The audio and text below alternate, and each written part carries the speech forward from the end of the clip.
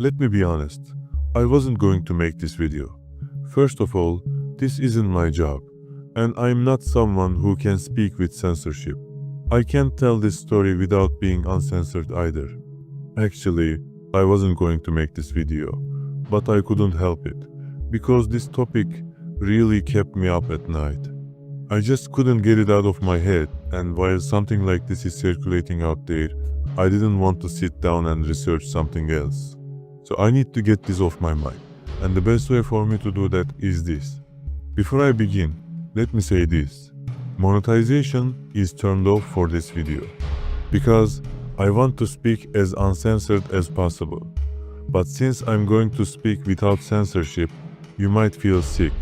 So if you're uncomfortable, please just turn off the video. Now, for those who don't know, let me give a quick summary. Jeffrey Epstein was an American of Jewish descent who worked in finance. Through his business and money, he entered the world of celebrities and elites, and began organizing sex parties involving thousands of celebrities and politicians, many of whom you know. At these parties, he trafficked children he had tricked or abducted from third world countries to the elites.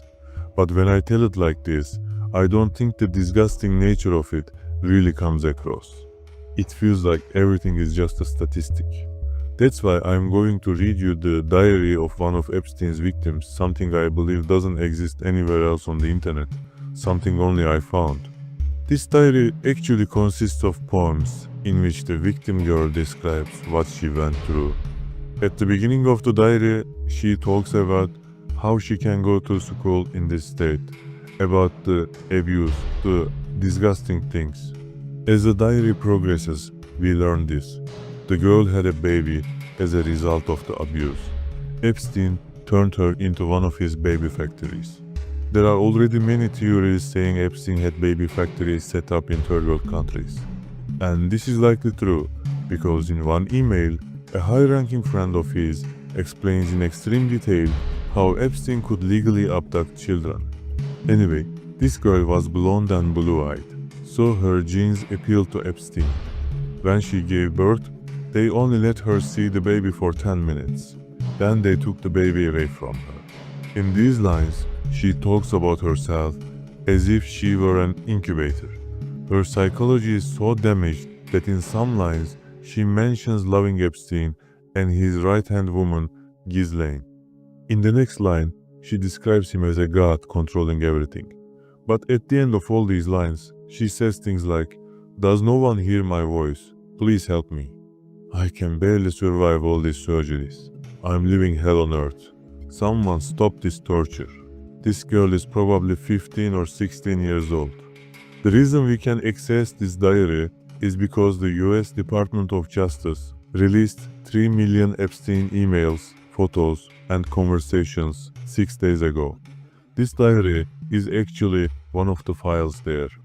But if you go into the files, you'll notice many names and words have been redacted. The Department of Justice says these redactions are to protect the victims' identities, but that is a complete lie. The purpose of these redactions is actually to protect the pedophiles. Take this email for example. "Thank you for the fun evening. Your youngest daughter was a bit naughty." When he says youngest, he's almost certainly referring to her age. And even though there is no victim named, they redacted the name of the man who said this. So are they really protecting the victims? Or are they protecting the rich elites? This file also contains complaints from victims about this sex trafficking that were sent to the FBI.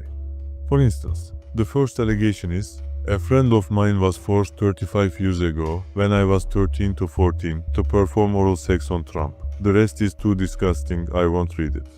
In the second allegation, someone said a friend of theirs was one of Epstein's assistants from 1986 to 1991, and according to what they heard from their friend, people like Donald Trump and Bill Clinton attended the parties on the island.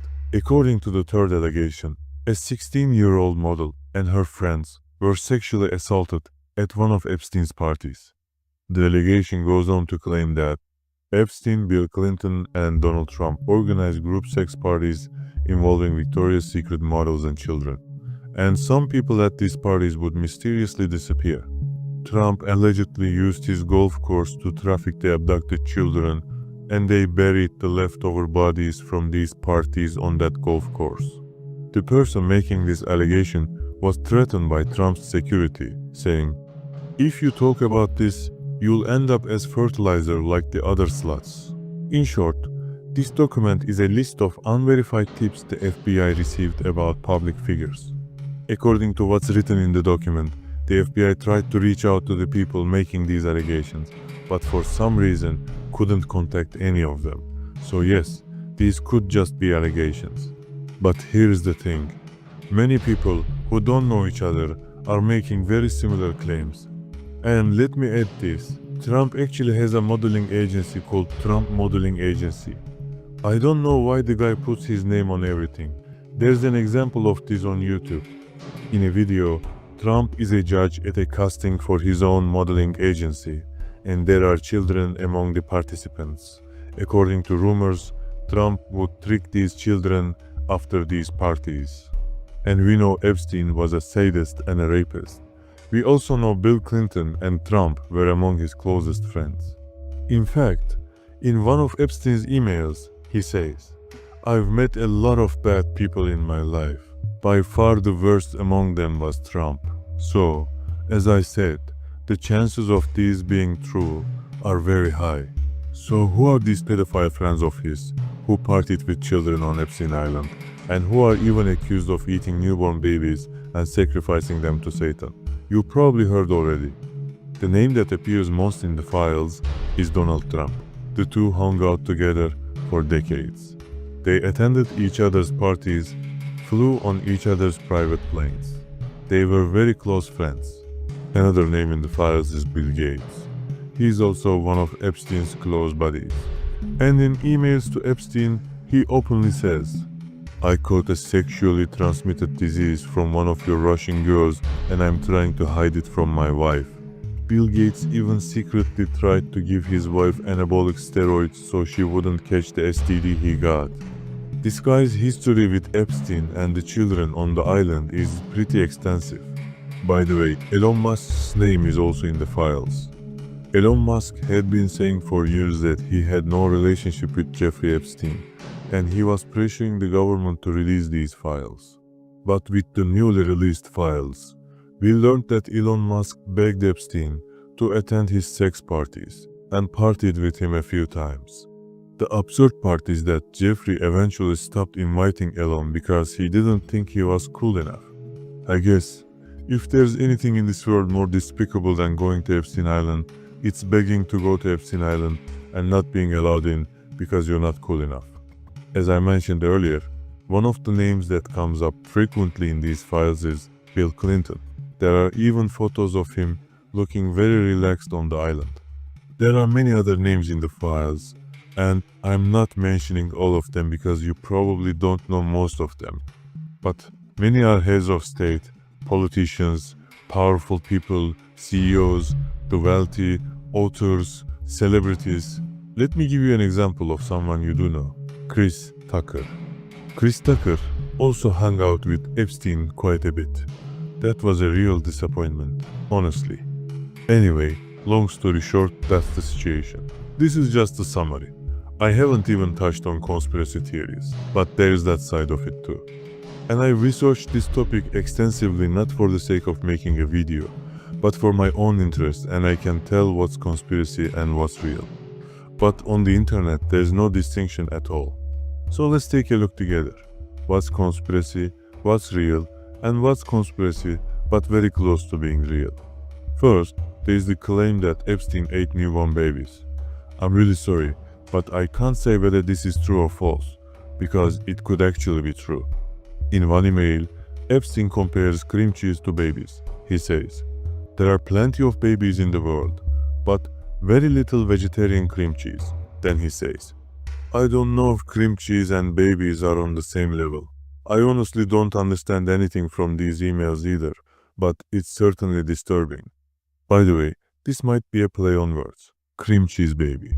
In English, newborn babies are sometimes called that because when they come out of the womb, they are covered in amniotic fluid, which has a texture similar to cream cheese. So it might be a meaningless pun, or he might have actually tasted a baby. Another claim is that George Bush molested a child and then dedicated him to Satan. Here's the allegation. One of the victim children attended a yacht party and saw people having sex covered in blood. In one of those bloody rituals, they cut this victim's foot with a machete. And at that party, this victim witnessed things involving babies. I'm not going to say what, it's too disturbing, even though monetization is off. The same victim was also molested by George Bush. After this claim, the FBI called the man in to investigate and looked into his life. They found out this man is male, lives with his family, has a morbidly obese boyfriend, constantly uses marijuana and hallucinogenic mushrooms, and was raped by his uncle from age 5 to 22. So he wasn't exactly mentally stable. The strange part is, this man only recovered these memories when he started therapy at 16. So, according to him, these events happened, he forgot them, and then remembered them during therapy. Not very believable. The FBI didn't believe it much either. Another theory is Pizzagate. Pizzagate is already a full-blown conspiracy theory, also related to pedophilia. I can't go into it in detail right now, but one of the claims in Pizzagate is that these pedophiles and celebrities use the term pizza to refer to little girls. The strange thing is, if you search for pizza in the files, you'll see the word used in all sorts of places, relevant or not. For example, in one email, someone says, "I'm very grateful for today's pizza. Thank you so much for allowing us to do this." Like, allowed to do what? You wouldn't ask Epstein for permission to make pizza. In another email, someone whose name we don't know says to Epstein, "Come on, let's go eat pizza and grape soda." Then they say, "No one else can understand this. The sentences are completely nonsensical, do you see? They have no connection to each other." But if you replace pizza and grape soda sounds like rape soda with little girls, everything starts to make sense. But as I said, whether this is real or not, we'll never know. Epstein's death itself is a conspiracy theory, and there are two reasons for that. First, they say Epstein committed suicide, but on the day he died, 7 of the 9 cameras in the prison stopped working, and the footage from the 2 that were recording was inaccessible due to a computer issue. Total lie.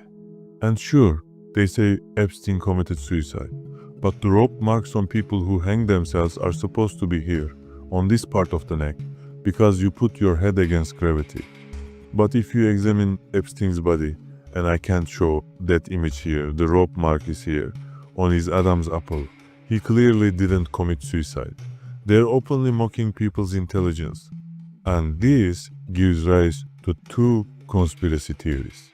First, Epstein didn't die, he was killed.